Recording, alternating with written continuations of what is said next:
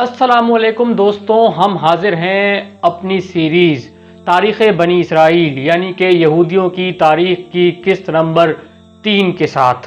دوستوں، قسط نمبر 2 میں ہم نے آپ کو بتایا تھا کہ کس طرح بنی اسرائیل فلسطین سے مصر پہنچے اور پھر کس طرح حضرت یوسف علیہ السلام کو مصر کی حکومت میں وزارت ملی۔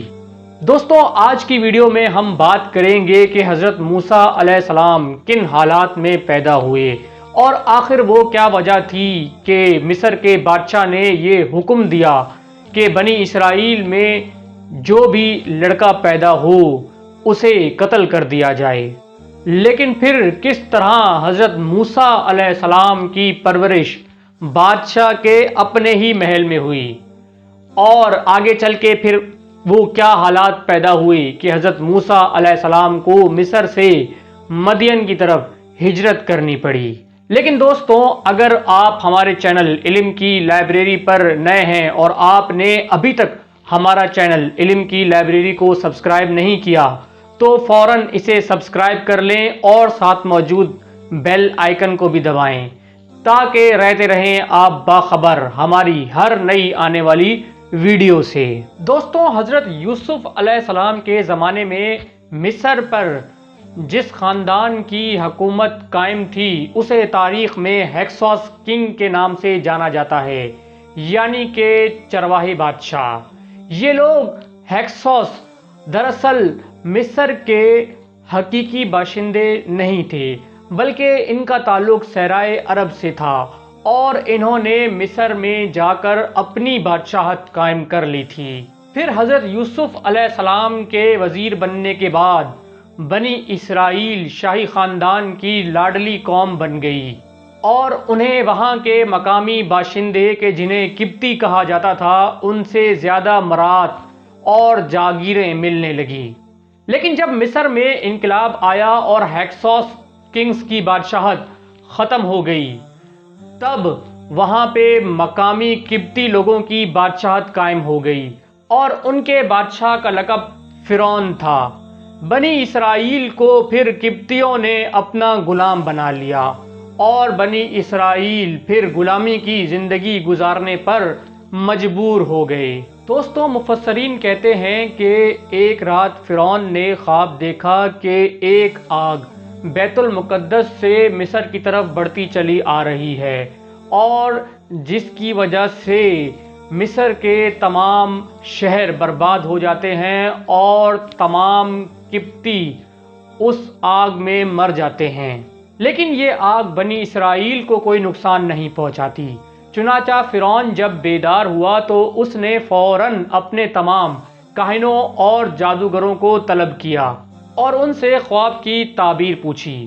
انہوں نے فرعون کو بتایا کہ بنی اسرائیل میں ایک لڑکا پیدا ہوگا جو تمہاری بادشاہت کا خاتمہ کر دے گا۔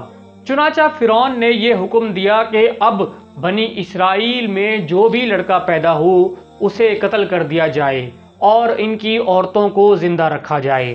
دوستوں، مفسرین لکھتے ہیں کہ قبطیوں کو جب یہ اندازہ ہوا کہ بنی اسرائیل کے سارے مرد مرتے جا رہے ہیں اور جو کچھ بوڑھے بچے ہیں وہ بھی مر جائیں گے تو انہوں نے فرعون سے درخواست کی کہ اگر بنی اسرائیل کی نسل کشی ہو گئی تو پھر ہمارے غلام کون ہوں گے۔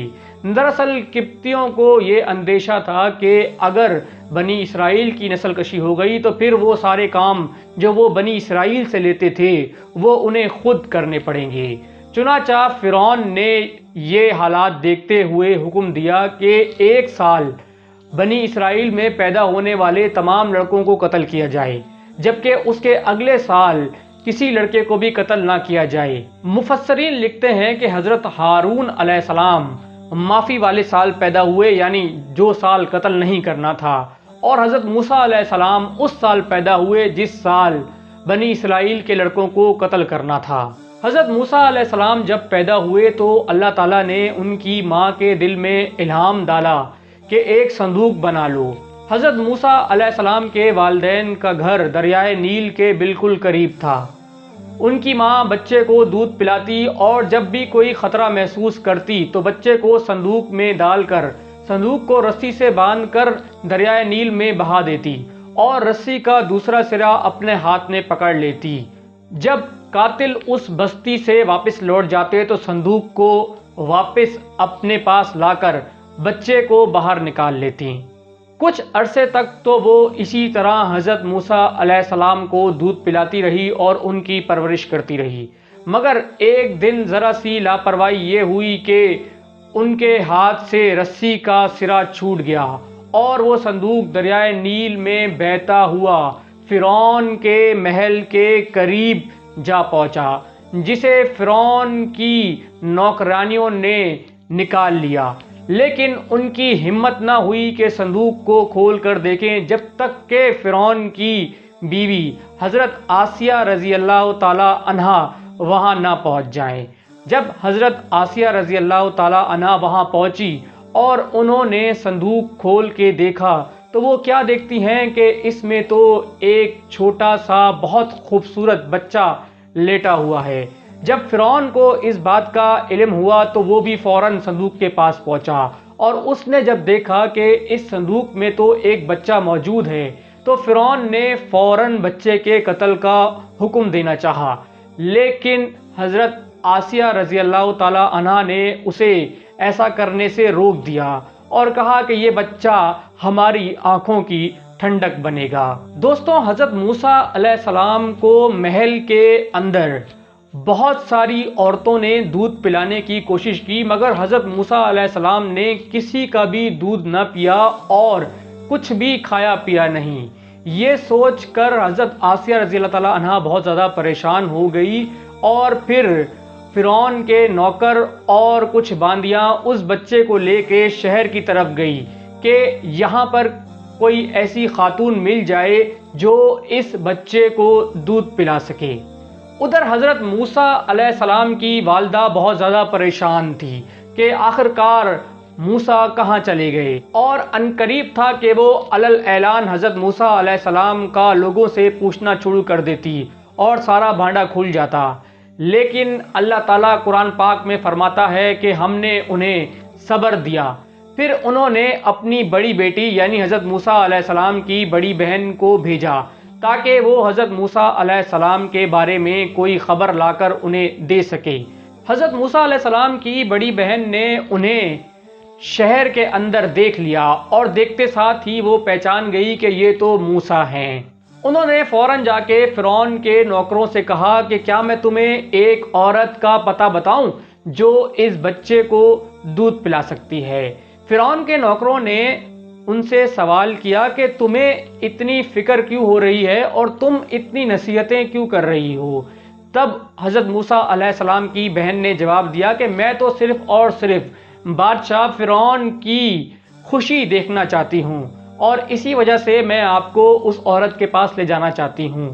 اس طریقے سے حضرت موسیٰ علیہ السلام اپنی حقیقی ماں کے پاس پہنچ گئے اور جیسے ہی ان کی حقیقی ماں نے انہیں دودھ پلانے کی کوشش کی، حضرت موسیٰ علیہ السلام نے فوراً سے دودھ پینا شروع کر دیا۔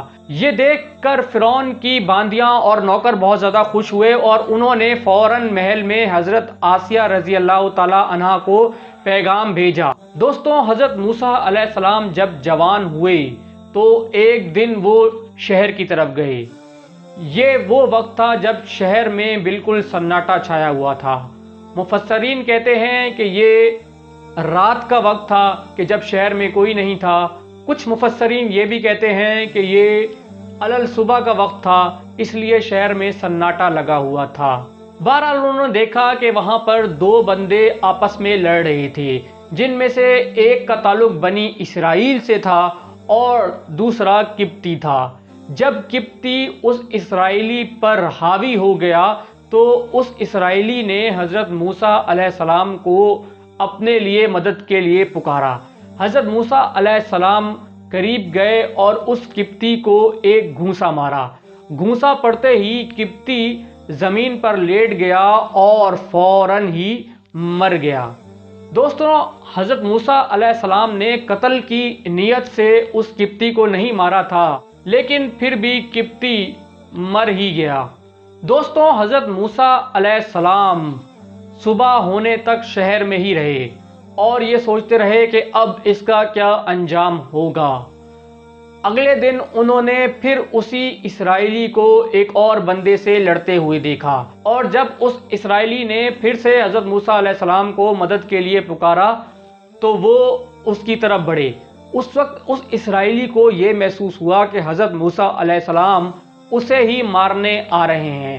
تب اس اسرائیلی نے کہا کہ اے موسیٰ، کیا تم مجھے بھی قتل کر دینا چاہتے ہو کہ جس طرح تم نے پچھلے دن ایک بندے کا قتل کیا تھا؟ اب یہ بات پورے شہر میں پھیل گئی کہ حضرت موسیٰ علیہ السلام نے ایک قبطی کا قتل کیا ہے۔ پھر حضرت موسیٰ علیہ السلام کے خیرخواہ خادموں میں سے ایک خادم بھاگتا ہوا حضرت موسیٰ علیہ السلام کے پاس آ پہنچا، اور اس نے حضرت موسیٰ علیہ السلام کو بتایا کہ فرعون کو علم ہو چکا ہے کہ آپ نے ایک قبطی کا قتل کیا ہے، اور اس کے سپاہی آپ کی تلاش میں نکل چکے ہیں، اور وہ آپ کو اس کے قتل کی سزا دے گا۔ اس لیے حضرت موسیٰ علیہ السلام نے وہاں سے ہجرت کرنا مناسب سمجھی۔ حضرت موسیٰ علیہ السلام ایک ایسے راستے پر چل دیے کہ جہاں انہیں نہ تو منزل کا پتہ تھا اور نہ ہی راستے کے بارے میں کوئی جان پہچان تھی، کیونکہ حضرت موسیٰ علیہ السلام مصر سے باہر پہلی دفعہ جا رہے تھے۔ بہرحال حضرت موسیٰ علیہ السلام سفر کرتے رہے اور مدین پہنچ گئے۔ دوستوں، حضرت موسیٰ علیہ السلام کے ساتھ مدین میں کیا واقعات پیش آئے، اور پھر وہ مدین سے مصر آئے، اور پھر مصر میں ان کے ساتھ کیا واقعات پیش آئے، انشاءاللہ تعالی ہم ان تمام واقعات کا ذکر اپنی اگلی ویڈیو میں کریں گے۔ تب تک کے لیے اپنا بہت خیال رکھیے گا۔ اللہ حافظ۔